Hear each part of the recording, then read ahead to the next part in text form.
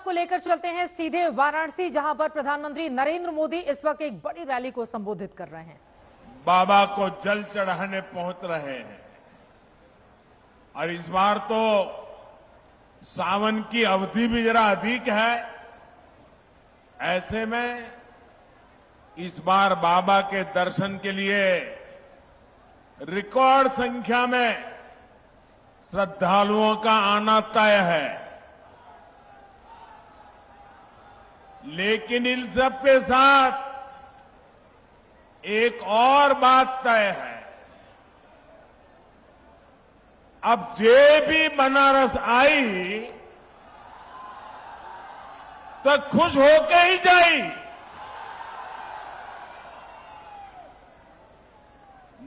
मुझे बहुत ज्यादा चिंता नहीं होती कि इतने सारे लोग आएंगे, बनारस में सब कैसे मैनेज होगा।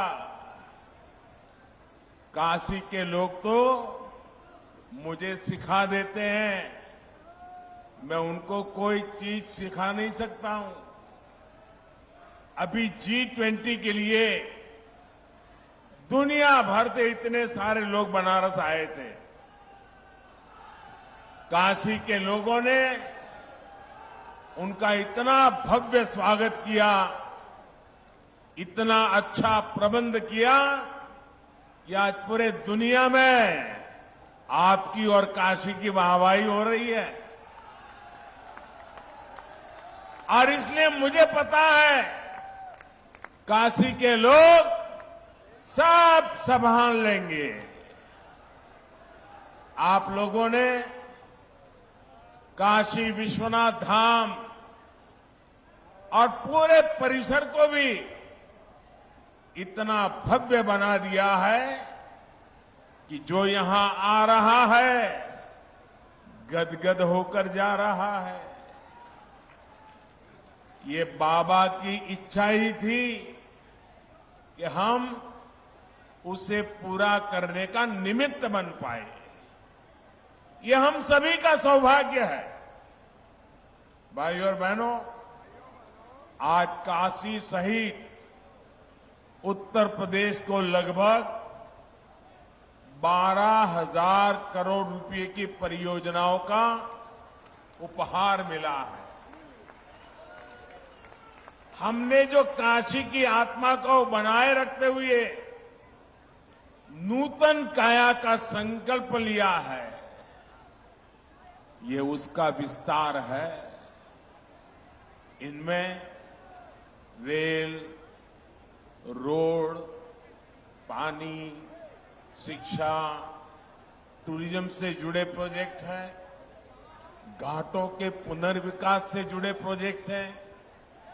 इन विकास कार्यों के लिए आप सभी को बहुत बहुत बधाई। साथियों, कुछ देर पहले ही मेरी प्रधानमंत्री आवास योजना और आयुष्मान भारत योजना के लाभार्थियों से बातचीत हुई। पहले की सरकारों से लोगों की सबसे बड़ी शिकायत ये थी कि वो योजनाएं एयर कंडीशन कमरों में बैठ करके बनाती थी। जमीन पर इन योजनाओं का क्या असर हो रहा है, ये तब की सरकारों को पता ही नहीं चलता था। लेकिन भाजपा सरकार ने लाभार्थियों से बात की, संवाद की, मुलाकात की, एक नई परंपरा शुरू की है। यानी बेनिफिट भी डायरेक्ट और फीडबैक भी डायरेक्ट। इसका फायदा ये हुआ कि हर सरकारी विभाग, हर अफसर अपनी जिम्मेदारी निभाने लगे। अब किसी के लिए गुणा गणित का कोई चांस ही नहीं बचा है। साथियों, जिन दलों ने अतीत में भ्रष्ट और नाकाम सरकारें चलाई, वे आज लाभार्थी का नाम सुनकर तिलमिला जाते हैं। आजादी के इतने साल बाद लोकतंत्र का सही लाभ अब सही मायने में सही लोगों तक पहुंचा है। वरना पहले लोकतंत्र के नाम पर सिर्फ गिने चुने लोगों के हित साधे जाते थे, गरीब की कोई पूछ नहीं थी। भाजपा सरकार में लाभार्थी वर्ग आज सच्चे सामाजिक न्याय और सच्चे सेक्युलरिज्म का उदाहरण बन गया है। हम पूरी ताकत लगा रहे हैं कि हर योजना के आखिरी लाभार्थी को खोजकर उस तक पहुंचकर उसे योजना का लाभ। जानते हैं इसका सबसे बड़ा लाभ भाई जब सरकार खुद ही पहुंच रही है, कमीशन लेने वालों की दुकान, दलाली खाने वालों की दुकान बंद, घोटाले करने वालों की दुकान बंद। यानी ना कोई भेदभाव और ना ही कोई भ्रष्टाचार। साथियों, बीते 9 वर्षों में हमने सिर्फ एक परिवार और एक पीढ़ी के लिए सिर्फ योजनाएं नहीं बनाई हैं, बल्कि आने वाली पीढ़ियों का भविष्य भी सुधर जाए, इसको ध्यान में रख करके काम किया है।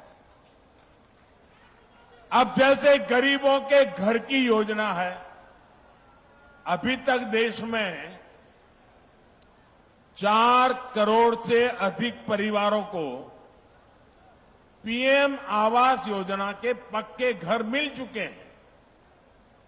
आज भी यहां यूपी के 4.5 लाख गरीब परिवारों को पक्के घर सुपुर्द किए गए हैं। सावन के महीने में महादेव की ये कितनी बड़ी कृपा हुई है। साथियों, जिन गरीबों को ये घर मिले हैं, उनकी एक बहुत बड़ी चिंता खत्म हो जाती है। सुरक्षा की भावना उनके भीतर आ जाती है। जिन्हें ये घर मिलता है, उनमें एक नया स्वाभिमान जगता है, नई ऊर्जा आती है। जब ऐसे घर में कोई बच्चा पलता है, बढ़ता है, तो उसकी आकांक्षाएं भी अलग होती है।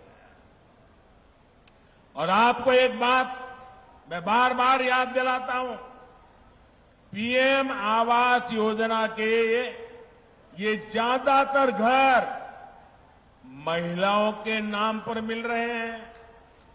आज इन घरों की कीमत कई लाख रुपये हो गई है।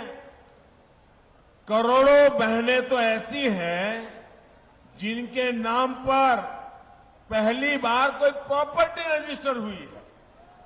इससे गरीब परिवारों की बहनों को जो आर्थिक सुरक्षा की गारंटी मिली है, ये वो ही जानती है। साथियों, आयुष्मान भारत योजना भी सिर्फ 5 लाख रुपए के मुफ्त इलाज तक सीमित नहीं है। इसका प्रभाव कई पीढ़ियों तक पड़ रहता है।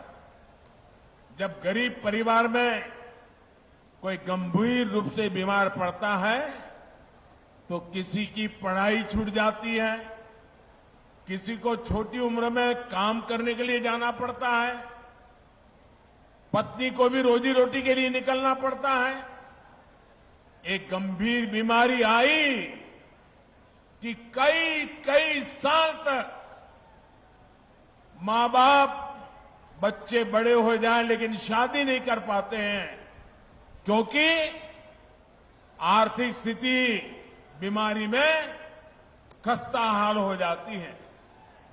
और गरीब के सामने 2 ही विकल्प होते हैं, या तो वो अपनों को अपनी आंखों के सामने जिंदगी के लिए संघर्ष करते देखे या घर खेत बेच दे, किसी से इलाज के लिए कर्ज ले, जब प्रॉपर्टी बिकती है, कर्ज का बोझ बढ़ता है, तो आने वाली कई कई पीढ़ियां प्रभावित हो जाती है।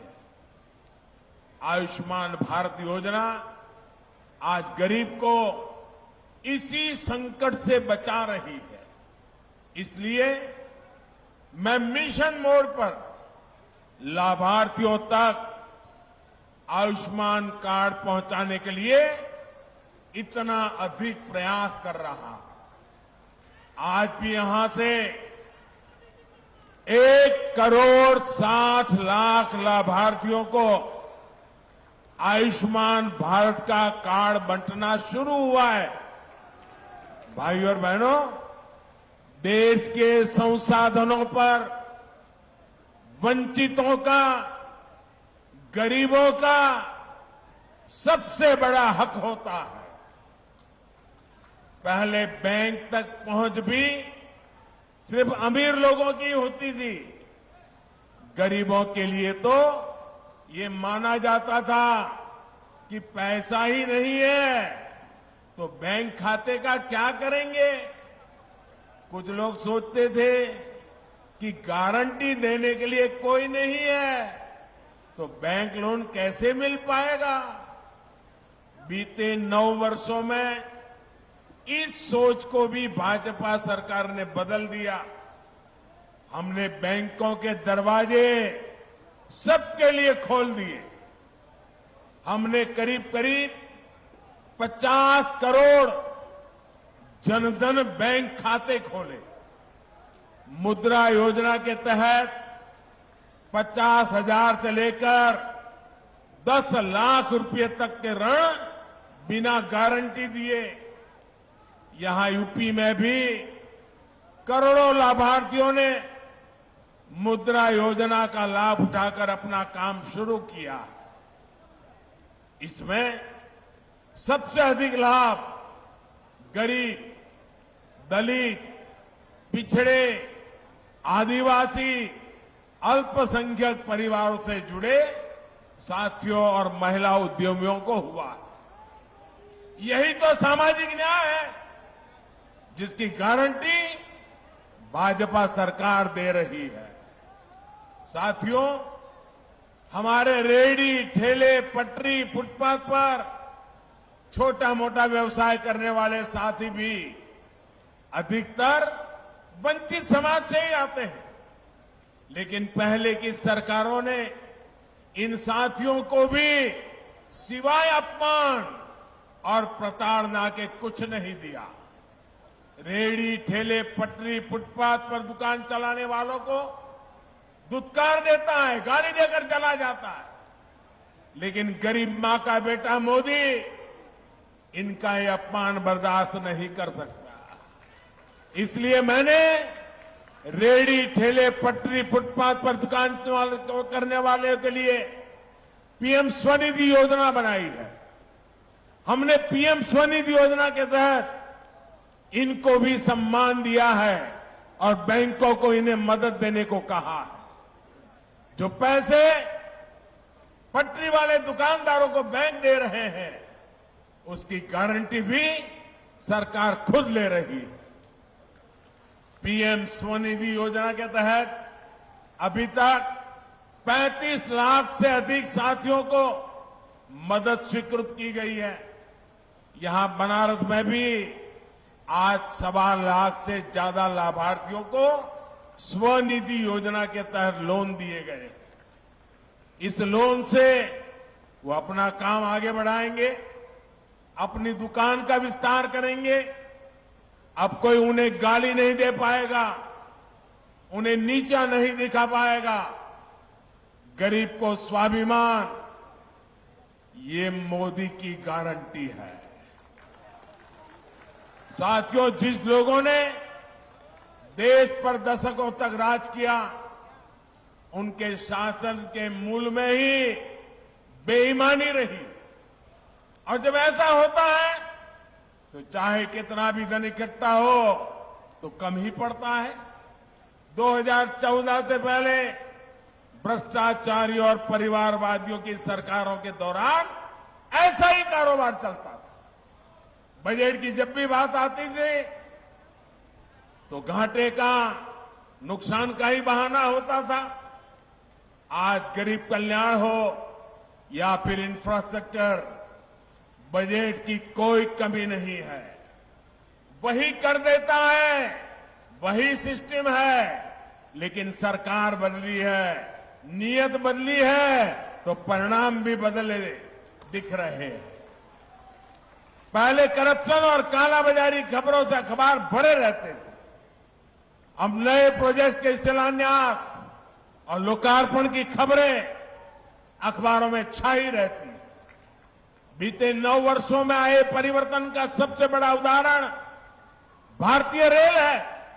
ईस्टर्न डेडिकेटेड फ्रेट कॉरिडोर यानी मालगाड़ियों के लिए विशेष पटरियों की योजना 2006 में शुरू हुई थी, लेकिन 2014 तक 1 किलोमीटर ट्रैक भी नहीं बीत पाया था। 1 किलोमीटर भी नहीं। पिछले 9 वर्षों में इसका एक बहुत बड़ा हिस्सा पूरा हो चुका है। इस पर मालगाड़ियां चलना शुरू कर चुकी है। आज भी दीनदयाल उपाध्याय जंक्शन से न्यू सोननगर खंड का लोकार्पण किया गया है। इसे मालगाड़ियों की स्पीड तो बढ़ेगी, पूर्वांचल में, पूरी भारत में रोजगार के अनेक नए अवसर बनेंगे। साथियों, जब नीयत साफ होती है तो कैसे काम होता है, इसका एक और उदाहरण मैं देता हूं। देश में तेज रफ्तार ट्रेनें चले, देश हमेशा ये चाहता था। इसके लिए पहली बार देश में करीब 50 साल पहले राजधानी एक्सप्रेस की शुरुआत हुई। राजधानी एक्सप्रेस चलाई गई, लेकिन इतने साल में भी ये राजधानी एक्सप्रेस सिर्फ 16 रूटों में ही चल पाई है। 50 साल हो गए, सिर्फ 16 रूट। इसी तरह 30-35 साल पहले शताब्दी एक्सप्रेस भी चल पड़ी।